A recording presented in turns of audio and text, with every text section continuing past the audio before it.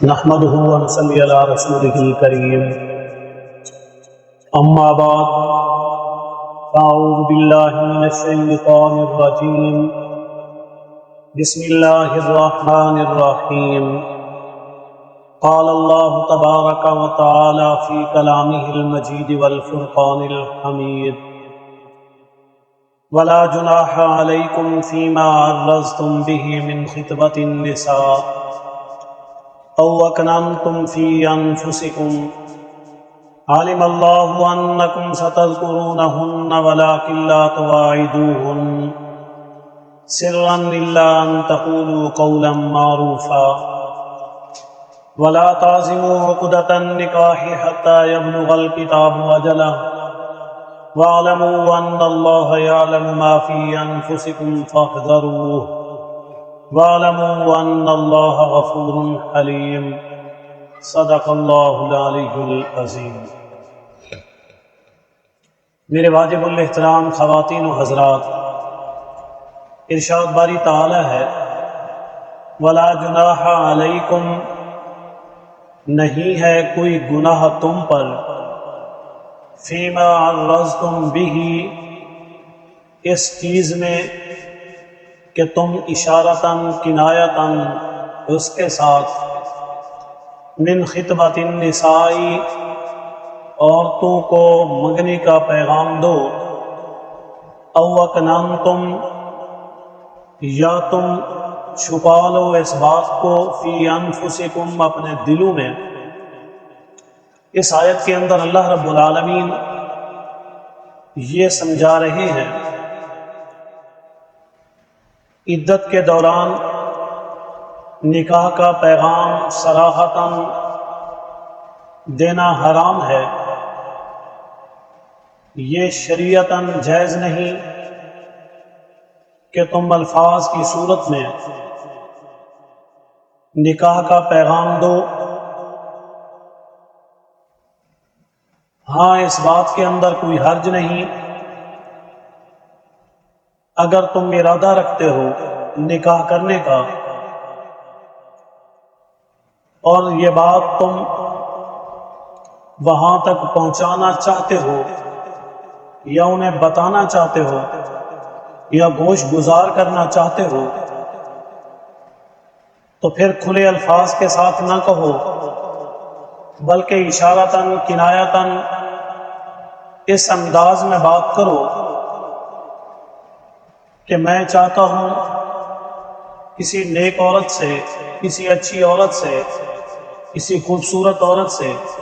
یا کسی خاندان عورت سے نکاح کروں، یعنی اس انداز سے جو موقع محل کے مطابق ہو وہاں بات کرے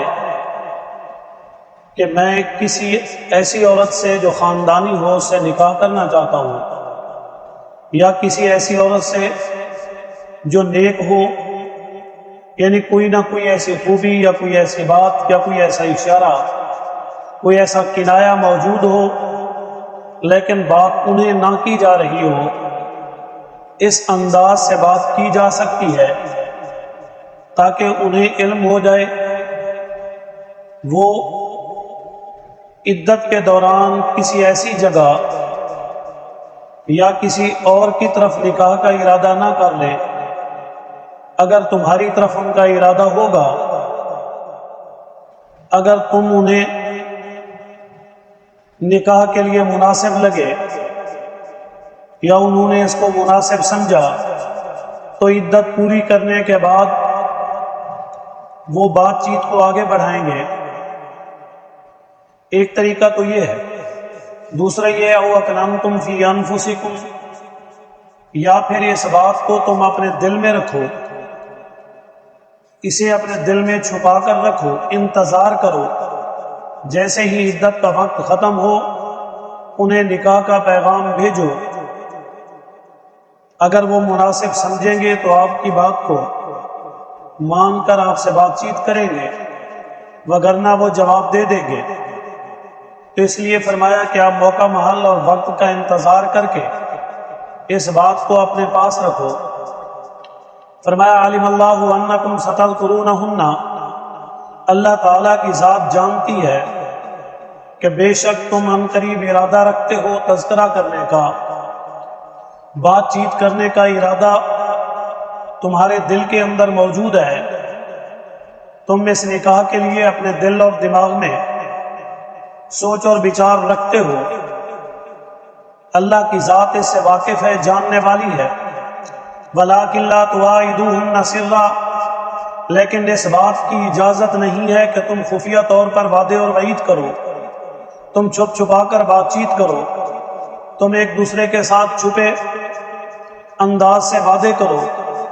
عدت کے دوران کسی قسم کی ایسی سرگرمی، ایسی بات چیت یا ایسے خفیہ مکالمے معاہدے کی کوئی ضرورت نہیں، کوئی اجازت نہیں، اس لیے کہ بعد میں یہ لڑائی جھگڑے کے سبب بنیں گے۔ مسائل اور حالات، خاندانوں کی دشمنیاں،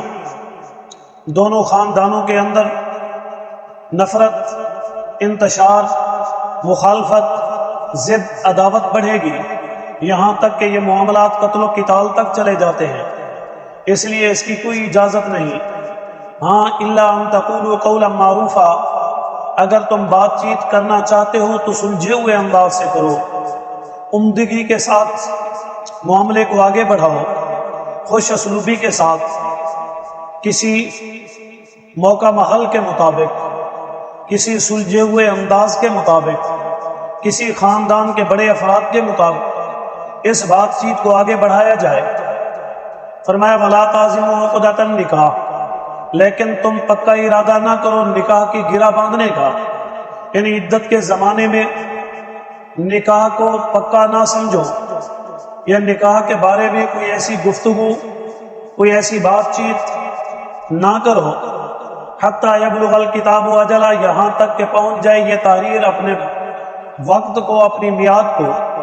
یعنی یہ عدت، یہ معاملات، یہ بات چیت، ہر ایک چیز اپنے موقع محل کے مطابق کی جائے۔ اگر اس سے ہٹ کر کرو گے مسائل پیدا ہو جائیں گے، جو کام ہونے والا تھا وہ بھی نہیں ہوگا، لڑائی جھگڑا اس کے علاوہ ہوگا، سکون ختم ہو جائے گا، ضد، دشمنی، عداوت، مخالفت حد سے آگے بڑھ جائے گی۔ وَاعْلَمُوا أَنَّ اللَّهَ،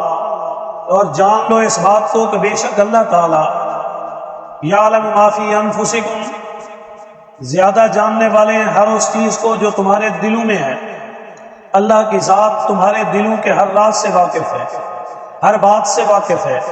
ہر انداز سے واقف ہے، ہر چال سے واقف ہے، ہر سازش سے واقف ہے۔ اللہ کی ذات ہر ایک معاملے کو جاننے والی ہے۔ اجلا، یہاں تک، فاحذروا،